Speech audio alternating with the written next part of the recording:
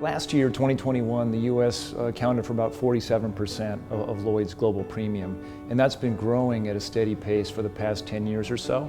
I'd attribute a lot of that just to the growth of our economy, pre-COVID of course, and the opportunities both in new areas of risk such as the sharing economy.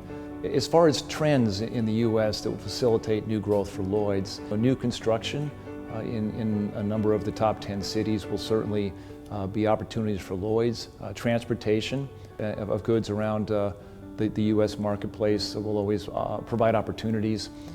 We of course have a significant Nat Cat profile. I would say pretty much every natural catastrophe, including volcanoes, that the world faces are in the U.S. And so we have opportunity there to the extent that we want to take advantage of it.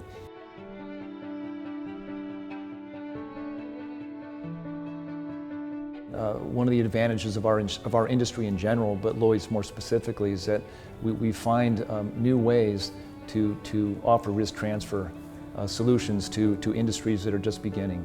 And I use the sharing economy as an example because we've seen that happen. And you've seen how once that certainty, if you will, of financial protection following an incident is become available to thousands and thousands of users of those facilities, of those platforms, the whole industry has really taken off.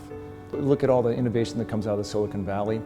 They've been assisted over their development period by the Lloyd's market because, again, they're bringing new services, new products to market without track records. And that's where Lloyd's shines because the underwriters are willing to take a look at a risk, really understand it for what it is specifically, knowing that there's no other comparative to work from, and really take a chance, if you will, based on significant research and a little bit of bravery.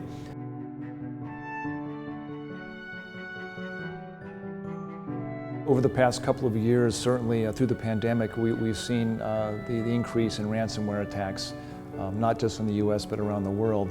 But just to briefly focus on the U.S. exposures and opportunities for Lloyd's, the majority of Lloyd's premium globally now is written on U.S. exposures because we seem to have been the #1 target of most cyber attacks, which initially started as just activist groups grabbing websites and putting statements up there. It's obviously evolved into a much more sinister global problem. The Lloyd's market 10 or 12 years ago was at the forefront in the U.S. of not only bringing risk transfer solutions to businesses and organizations, but also with the front end, before an attack even happens, having resources available to go in and perform white hat hacking services to enable people to fortify their defenses against potential cyber attack. Now that's evolved over the past 10 years into some really interesting insurtech companies that are also involved in the Lloyd's market.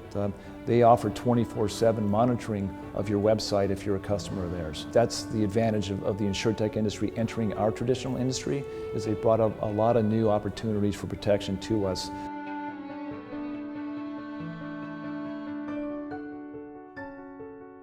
In the U.S., I think more than a lot of countries, we have a pretty thin social safety net.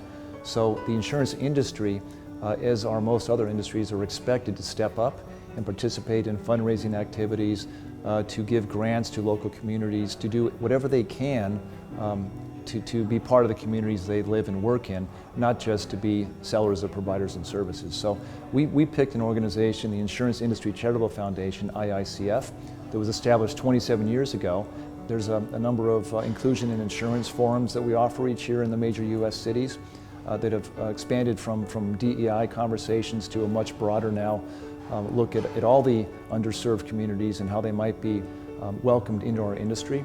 It's great to sit there with your keenest competitors and also some of your best distribution partners and work together to support local communities.